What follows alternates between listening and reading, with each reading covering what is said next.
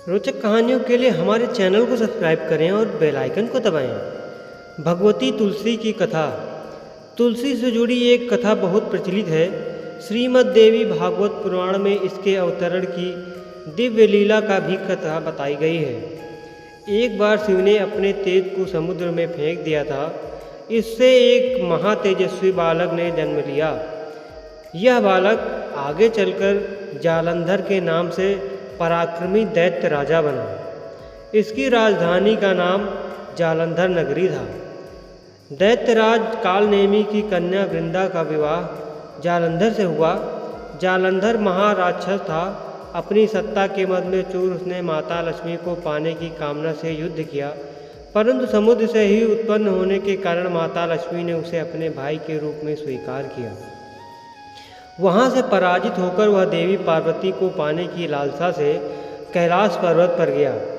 भगवान देवादिदेव शिव का ही रूप धारण कर माता पार्वती के समीप गया, परंतु माँ ने अपने योग बल से उसे तुरंत पहचान लिया तथा वहाँ से अंतर्ध्यान हो गई। देवी पार्वती ने क्रुद्ध होकर सारा वृत्तांत भगवान विष्णु को सुनाया। जालंधर की पत्नी वृंदा अत्यंत पतिव्रता स्त्री थी।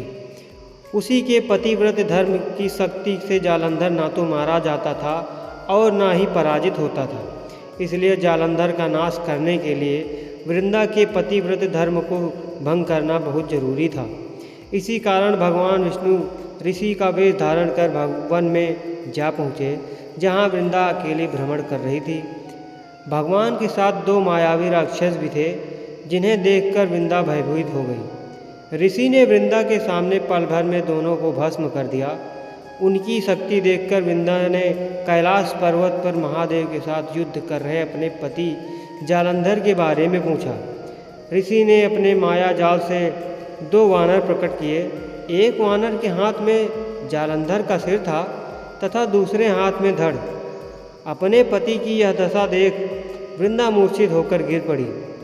होश में आने पर उन्होंने ऋषि रूपी भगवान से विनती की कि वह उनके पति को जीवित करे।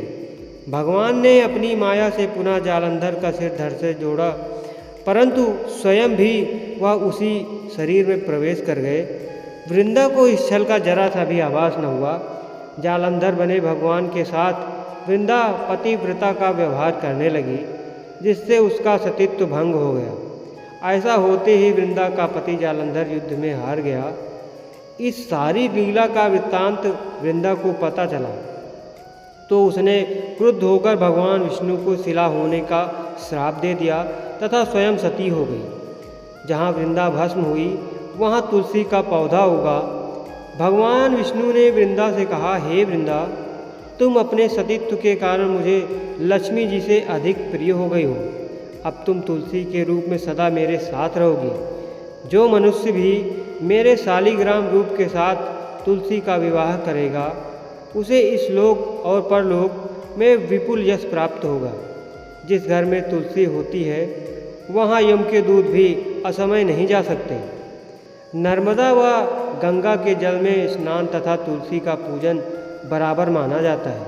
चाहे मनुष्य कितना भी पापी क्यों न हो, मनुष्य मृत्यु के समय जिसके प्राणी मंजरी रहित तुलसी और गंगा जल मुख में रखकर निकल जाते हैं, वह पापों से मुक्त होकर वैकुंठ धाम को प्राप्त होता है। जो मनुष्य तुलसी तथा आंवला की छाया में अपने पितरों का श्राद्ध करता है, उसके पितर मोक्ष को प्राप्त हो जाते हैं। उसी दैत्य जालंधर की यह भूमि जालंधर नाम से विख्यात है। सती वृंदा का मंदिर मोहल्ला दसकोट किशनचंद में स्थित है। कहते हैं इस स्थान पर एक प्राचीन गुफा भी है जो सीधा हरिद्वार तक जाती है। सच्चे मन से 40 दिन तक सती वृंदा देवी के मंदिर में पूजा करने से सभी मनोरथ पूर्ण होते हैं।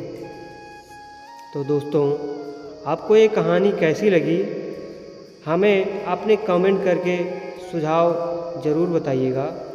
वीडियो अच्छी लगी हो तो वीडियो को लाइक कीजिएगा और हमारे चैनल स्पाइसी स्टोरीज़ को सब्सक्राइब करके बेल आइकन को दबाइए, ताकि ऐसी कहानी की नोटिफिकेशन आपको मिले सबसे पहले। धन्यवाद।